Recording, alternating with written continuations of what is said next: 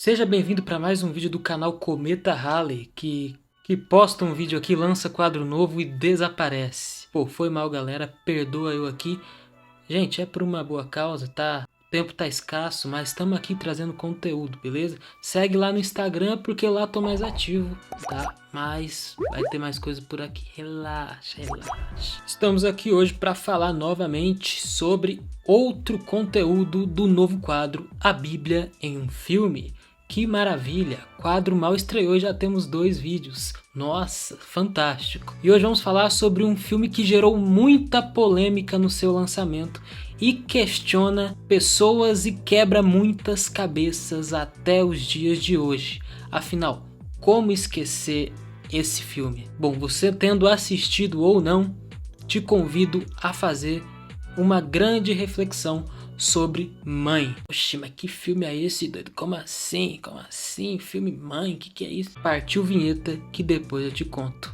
Meu nome é Gustavo e esse aqui... Gente, acabou o bordão, não tem mais bordão, entendeu? É direto, entendeu? É direto. Mother, ou Mãe. Dirigido e escrito por Darren Aronofsky. É difícil eu falar uma sinopse desse filme aqui. Até porque uma sinopse desse filme aqui Vou tentar. Um escritor ao lado da sua amada esposa no meio do campo, do nada, começa a receber visitas estranhas e depois de perceber que aquelas visitas são estranhas, outras começam a aparecer dentro da sua casa, incomodando sua esposa, que se apega muito à figura da casa. Mas quanto mais as coisas parecem piorar, menos o homem vê e mais a mulher começa a ficar perturbada das ideias. Que isso, cara? Que filme é esse? Senhoras e senhores, esse filme aqui, ele é um filme que fala, por incrível que pareça, sobre a Bíblia. Não só fala, como narra a Bíblia. Porém, diferentemente do último vídeo, que foi as Crônicas de Nárnia, esse filme apresenta uma visão da Bíblia segundo seu diretor. Como não falar de Darren Aronofsky, não é mesmo? Um homem polêmico que gosta de um filmezinho aí que quebra a nossa cabeça. Cisne Negro, O Lutador, A Fonte da Vida, Noé. Noé já foi um pouco polêmico e a gente pôde ver que o diretor não está muito preocupado em seguir a cartilha da Bíblia, não é mesmo? Ele quer usar isso para expressar um pouco da sua visão sobre o mundo. Ele é um cara muito ativista pela natureza, então assim, tudo que você vê ele falando vai ter uma crítica de fundo, uma coisinha ali, outra aqui para você pegar. E aqui ele resolveu usar uma história comum, simples, para fazer uma grande crítica, não sobre a Bíblia eu diria, mas talvez sobre como o ser humano tem se relacionado e se comportado perante o que a Bíblia diz. Importante avisar que esse vídeo tem spoiler. Se você tá curioso para ver o filme, você veja, depois venha ver esse filme. Se não, bora tocar direto aqui logo, porque é muita coisa, muita referência, beleza? É um filme assim que tem muita coisa para falar. Mãe é um filme que se sustenta através dos argumentos contra o Deus do cristianismo. Sim, e para eu te explicar, eu vou precisar dar uma contada, uma narrada do filme aí ao longo do vídeo. É necessário. E aí a gente vai fazendo os paralelos. Para quem já viu o trailer pra ver o vídeo aqui, sei lá. Olha, o filme é aquela loucura mesmo, tá? Mas como que essa loucura vai se encaixar com a Bíblia? É simples. Nós temos então, primeiro, um homem, o autor, o escritor, e a sua esposa. Eles acordam e é mostrado que eles vivem numa casa um pouco afastada, né? Com bastante verde em volta, e a esposa dele, ela tem uma relação um pouco peculiar com aquela casa. Ela quando ela se machuca, a casa sangra. Então é uma coisa assim curiosa que você se atenta já de primeira. Lembrando, tava falando aqui e você vai ver se vai pegando as referências. Esse autor é interpretado muito bem pelo Javier Bardem e a esposa dele é também super bem interpretada pela Jennifer Lawrence. Nos é mostrado no filme que esse casal é muito feliz, tem uma harmonia sem igual, vivem ali completamente deleitosos um no outro. Mas esse escritor, esse poeta, esse autor, na medida que ele vai escrevendo, ele tem que falar com a editora, né?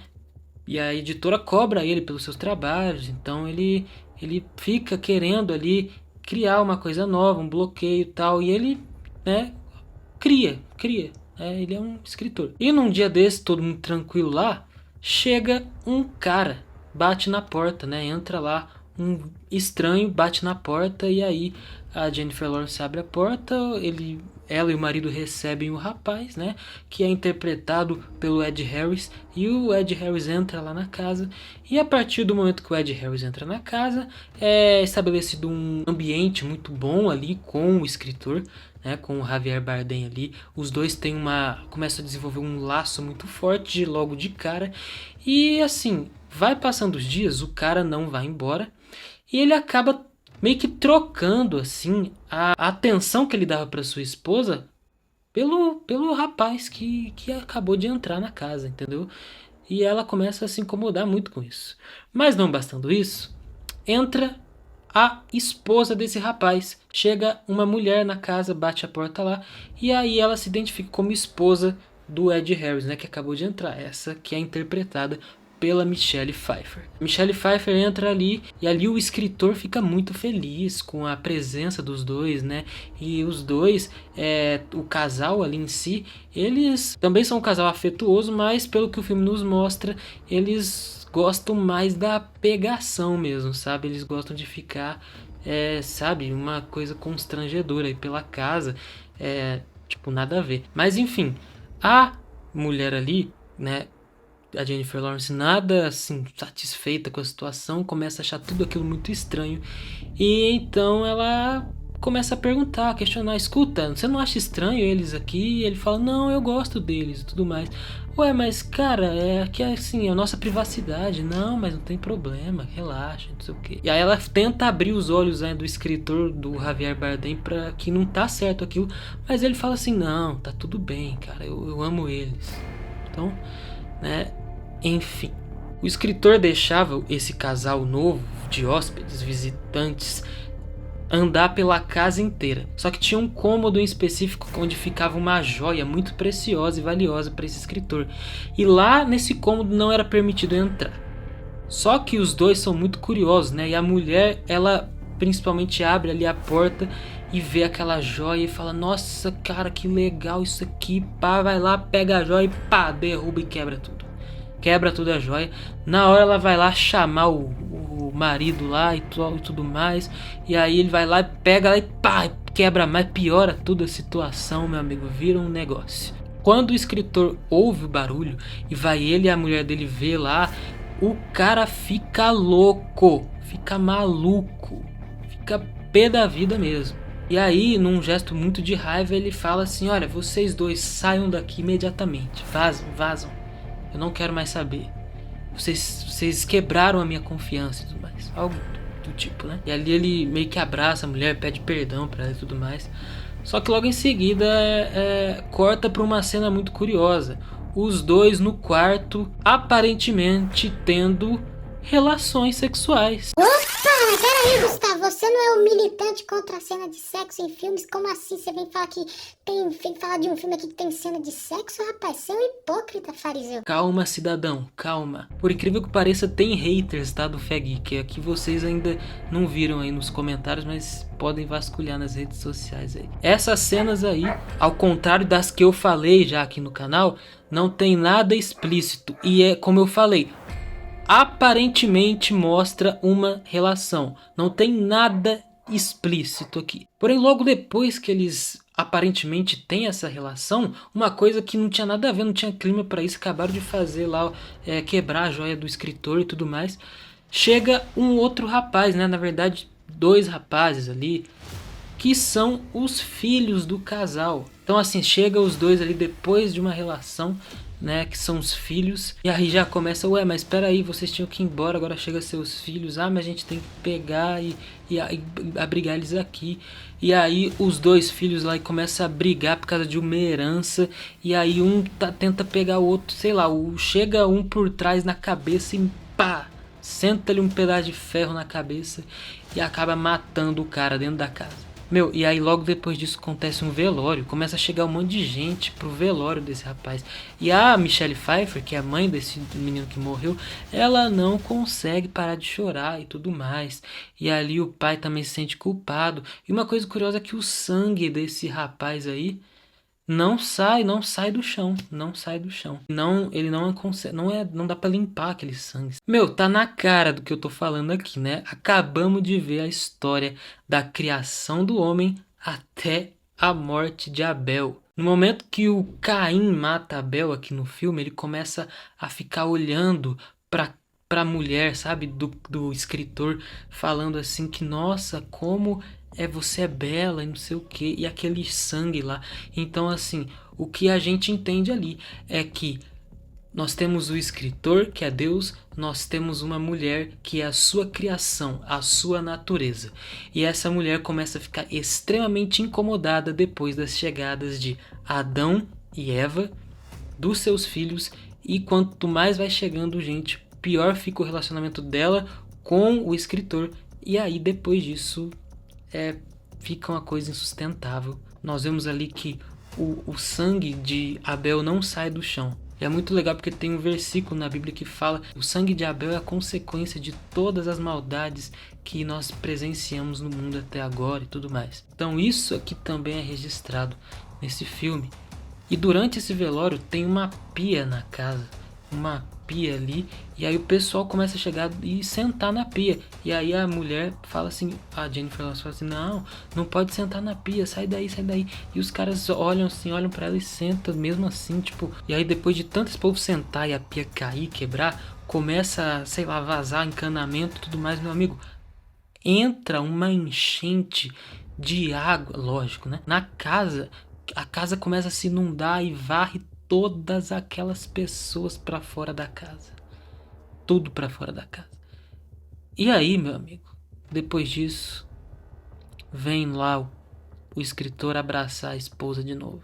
Cara, aí a gente, né, não tem mais como não ser a Bíblia, né? E aí vem o dilúvio, né, para exterminar com todas aquelas coisas, né? E aí você tem as pessoas que sentaram na pia, né, dizendo ali então que a causa do dilúvio foi a desobediência, a causa de tanta maldade e tudo mais. Bom, temos a primeira parte do filme, né? Temos a primeira parte do filme.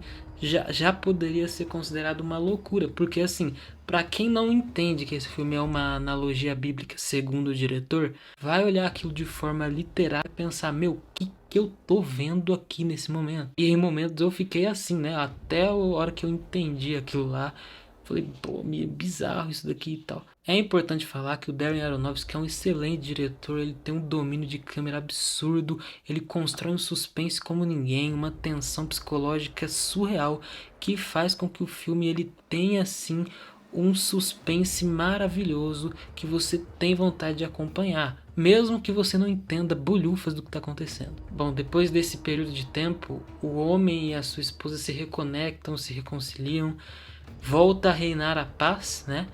E o homem começa a escrever mais coisas, mais poemas, né? E a editora pede para ele, e ele vai lá e começa a escrever e manda para lá.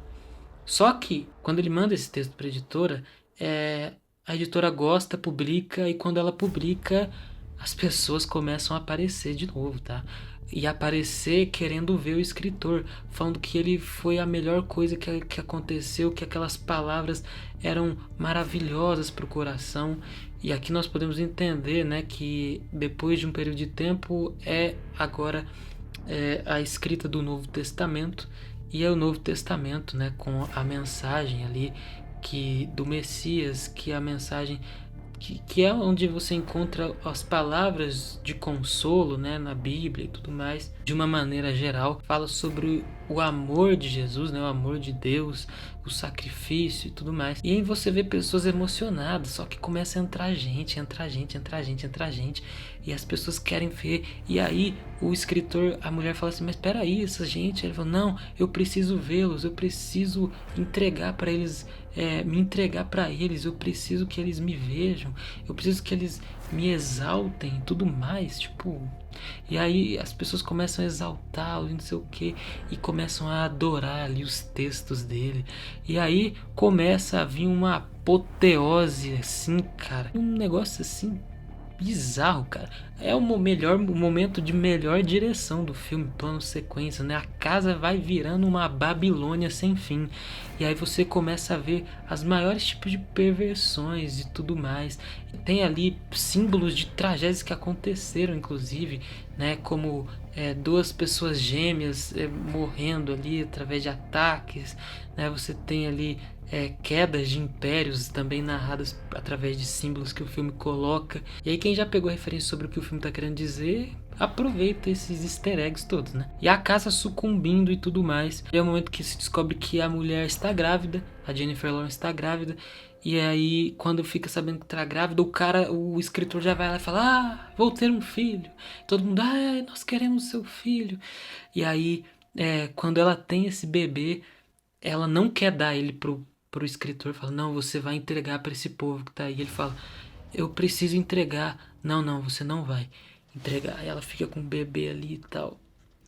E aí, num descuido, assim, que ela dá uma pescadinha, assim, que ela tá muito cansada, o bebê some da mão dela e tá na mão do cara, e ele vai lá e entrega o filho dele pras pessoas, e as pessoas pegam o filho dele, e aquele bebê vai sendo passado, e ali em formato de cruz até, sabe? O bebê fica uma cena, assim, pesadaça. Forte demais, e em um dos movimentos acabam quebrando o pescoço do bebê. Então ali o escritor entrega o seu filho para as pessoas e as pessoas o matam. Essa é a visão, vai vendo aí. A mãe fica totalmente revoltada com isso, ela não aguenta mais essa situação. O filme vai se caminhando para um final mais louco do que você imagina. E é lembrado que tem um local que tem um vazamento de um líquido inflamável na casa, e aí é lá que a mãe, né, essa mãe vai lá pegar, essa mãe revoltada com tudo que está acontecendo, vai lá, põe fogo e pum, explode a casa com todo mundo dentro. Depois que ela explode a casa, nós vemos ela toda carbonizada, o escritor intacto chega lá e fala, me desculpe, mas eu preciso criar de novo. E aí o filme é como se o filme recomeçasse numa cena final, do mesmo jeito que começou ele ali, mas com outra mulher, né? Que não era mais a Jennifer Lawrence, era outra.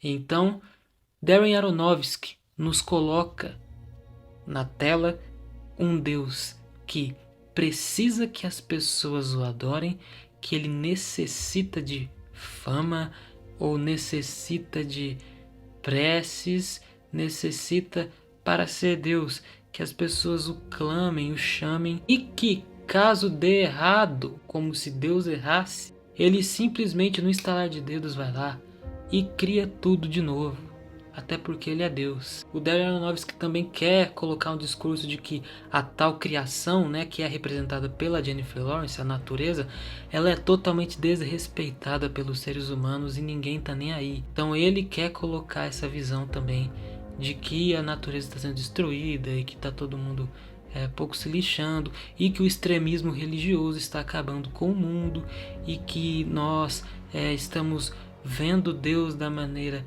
errada, ou nós estamos tão errados quanto ele pensa que Deus é. Uma visão totalmente agnóstica de Deus. O agnóstico, ele quer que o Deus do cristianismo seja esse Deus, né? Ele quer acabar com o cristianismo através desses argumentos aí. Mas, meu amigo, ainda bem que esse filme é a Bíblia segundo Darren Aronofsky, porque o Deus da Bíblia em nenhum momento é dessa maneira. Primeiro que Deus não divide atenção com ninguém, coisa nenhuma. Deus é onipresente, onisciente. Isso é Deus, tá? Esse papo de que Deus deu mais valor ao ser humano do que à natureza em si e por causa disso que a natureza hoje está acabando, né? Não faz o menor sentido. O ser humano está destruindo a natureza, sim, mas não é porque Deus gosta mais do ser humano. Isso é um assunto completamente fora dos princípios bíblicos. Deus criou o ser humano para que ele fosse perfeito, e o pecado entrou no ser humano e fez com que ele tivesse que viver da natureza, mas isso não foi bastando, ele foi destruindo a natureza, e assim por diante vai acontecendo. A forma como o Darren escreve o roteiro para Deus parecer um babaca é sim para influenciar as pessoas pelo não cristianismo, ou pelo não Deus do amor, ou pelo Deus apenas carrasco de justiça, uma coisa assim totalmente antiga, que o cristão de verdade ele nunca vai cair nessa, mas as outras pessoas podem cair sim nesse papo. A sorte é que ele quis colocar tanta analogia no roteiro dele que a maioria das pessoas nem entendeu nada do que ele estava falando. Deus não entregou o seu filho para a humanidade para que ela matasse o seu filho, e também aí Deus passou pano para a humanidade. Isso não tem nada a ver, a gente já falou 1000 vezes aqui sobre o plano da salvação. O plano da salvação incluía que Jesus morresse. Aconteceu da humanidade matar, né, o Filho de Deus, porque justamente a humanidade não estava preparada para aceitar que o Filho de Deus veio da forma que veio. Mais uma das inúmeras consequências do pecado. Engraçado que todas essas coisas da Bíblia, tanta coisa errada, tanta guerra, e você não vê ninguém que poderia representar a figura do inimigo ali, né? Você tem, na verdade, ali alguém poderia ser o anticristo ali, representado na figura de um reverendo ali, que começa também a partilhar ali as coisas e tudo mais. E aqui também vai zombar da Santa Ceia, que as pessoas querem comer o corpo de Jesus, porque logo depois que o bebê morre, as pessoas começam a comer o corpo do bebê.